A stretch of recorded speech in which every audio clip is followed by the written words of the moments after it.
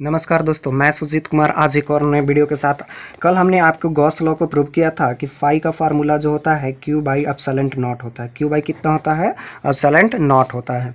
तो Q by epsilon जब not होता है तो इसका फार्मूला हम लोग बात कर लेते हैं क्यू बाई एप्सिलॉन नॉट। यानी कि अगर इसको हम लोग बात करें तो charge by permittivity, relative permittivity या डाइलेक्ट्रिक परमिटिविटी। तो ये हमारे पास फार्मूला कल निकला था। कल ये फार्मूला निकालने के बाद हमने कुछ क्वेश्चन के बारे में बात किया था। तो क्वेश्चन के बारे में आज हम आपसे 1 2 3 क्वेश्चन बात करेंगे।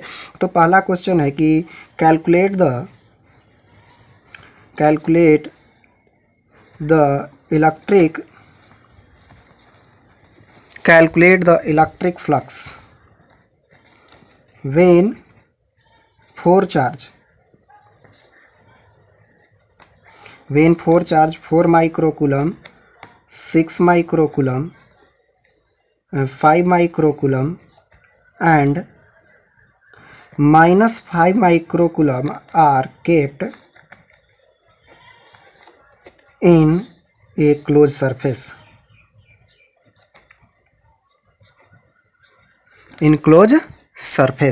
तो इनक्लोज सरफेस में रखा हुआ है। तो फार्मूला के साथ साथ अब हम लोग क्वेश्चन की बनाने की बात कर लेते हैं।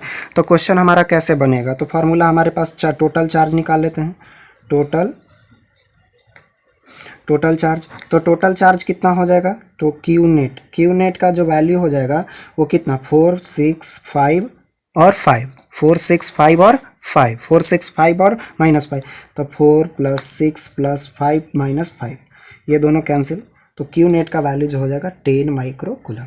यानी कि 10 माइक्रोकूलम कहने का मतलब हो जाएगा 10 × 10⁻⁻6। ये क्यू नेट का वैल्यू आ गया। अब अगला बात करते हैं कि हमारे पास एप्सिलॉन नॉट का वैल्यू 8.85 × 10⁻12, माइनस कितना?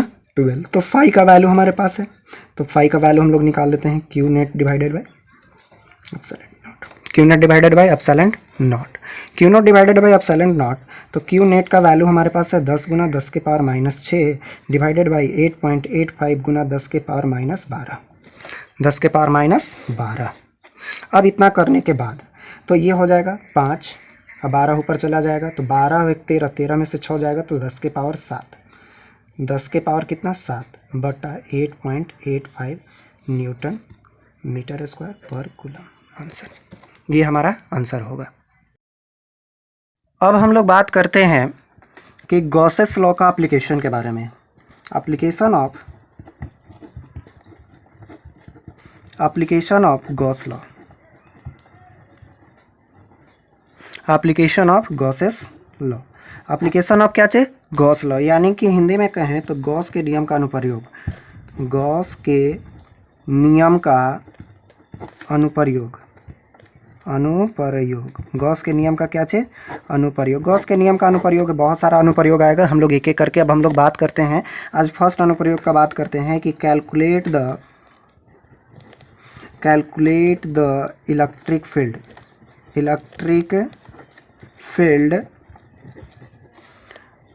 at a uniform charge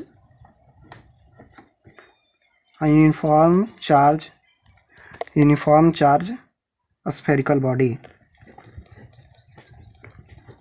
or spherical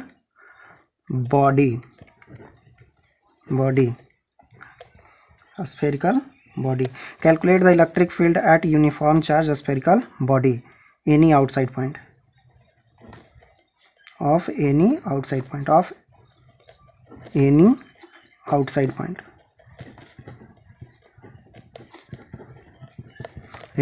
point अगर हिंदी में अगर इसी को बात किया जाए तब हिंदी में अगर बात करें तो हिंदी में हमने लिखा है कि विद्युत क्षेत्र की तीव्रता निकाले किसी गोलीय आवेशित वस्तु के कारण किसी बाहरी बिंदु पर। तब हम लोग चलते हैं इसका फिगर बनाते हैं कि फिगर इसका कैसे बनेगा। तो फिगर बनेगा, क्वेश्चन समझ में आएगा। तो ध्यान से सीखेंगे कि इसको कैसे बनाएंगे, ठीक है? तो अब ध्यान से देखेंगे फिगर हम बना रहे हैं कैसे।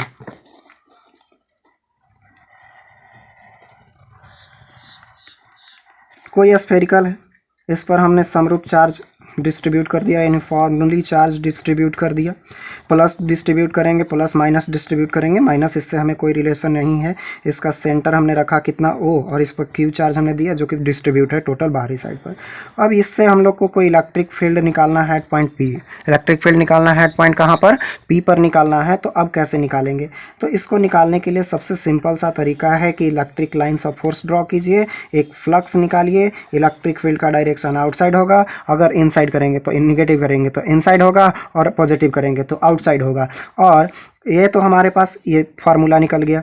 अब हम लोग बात करते हैं इसका जो इलेक्ट्रिक फ्लक्स जो क्रिएट होगा। इलेक्ट्रिक फील्ड बाहर की तरफ है तो फ्लक्स भी बाहर होगा। अगर माइनस चार्ज होता तो अंदर की तरफ होता, यानी कि इसका एरिया भी निकलेगा। तो वो एरिया कहाँ निकलेगा? मान लिया जाए एरिया कितना है? ए मान लिया। बड़ा सा एरिया हमने निकाल लिया है कि बड़ा सा एरिया ए है, उसका इलेक्ट्रिक फील्ड कितना है?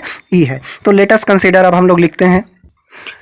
तो यहाँ पे लिखा हुआ है कि let us consider a spherical surface this centre O, this centre कितना O, रेडियस कितना R है, रेडियस इसका कितना है R है। क्यू चार्ज रखा हुआ है, यूनिफॉर्मली डिस्ट्रीब्यूट किया है। तो हमें कैलकुलेट करना है इलेक्ट्रिक फील्ड। तो हिंदी में अब तुम लोग आपको चाहेंगे तो हिंदी में लिख लीजिएगा कि माना कि कोई गोलीय सतह है जिसका त्रिज्या R, केंद्र O है। माना कि कोई गोलीय सतह है जिसका त्रिज्या R, केंद्र O है, उस पर Q समान चार्ज बटा हुआ है।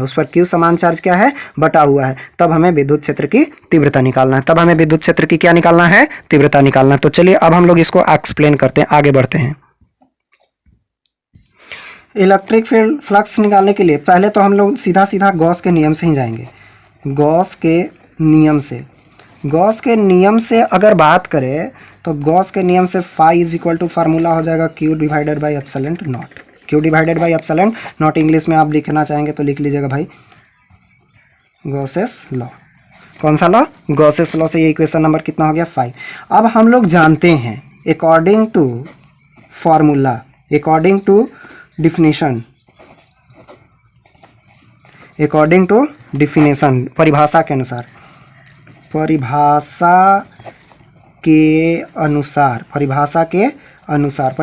अनुसार अगर बात करें तो फाई का फॉर्मूला हो जाएगा E A cos 0 डिग्री। क्योंकि दोनों का डायरेक्शन एक ही तरफ था, 0 डिग्री इसलिए।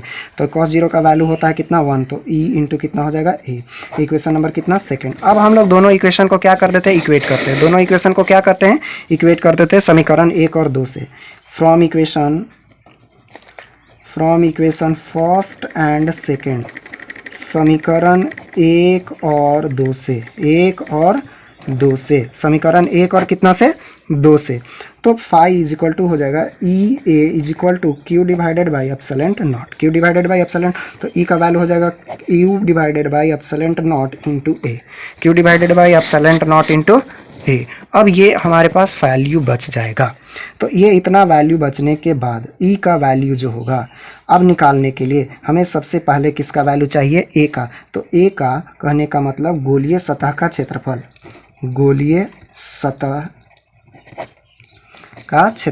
कौन सा सतह का क्षेत्रफल? गोलीय सतह का, यानी कि spherical area of spherical body. Area of क्या चाहिए? Spherical body. A is equal to formula होता है 4πr²। 4π कितना? r²। तब इस फार्मूला को हम पुट कर देंगे इक्वेशन नंबर कितना में? थर्ड में। इसको इक्वेशन नंबर कितना मान लिया? थर्ड में। तो थर्ड में हम इसको वैल्यू को पुट कर देंगे। तो चलिए इस वैल्यू को पुट करते हैं। अब हम लोग E बराबर लिखा Q divided by epsilon naught. तो Q का वैल्यू हम लोग A का वैल्यू पुट करेंगे, तो A का वैल्यू पुट कर दिया तो E का वैल्यू आ गया 1/4π epsilon naught Q divided by कितना? r²। आज के लिए हम लोग इतना ही रखते हैं, अगले वीडियो में मिलेंगे, तब तक के लिए धन्यवाद।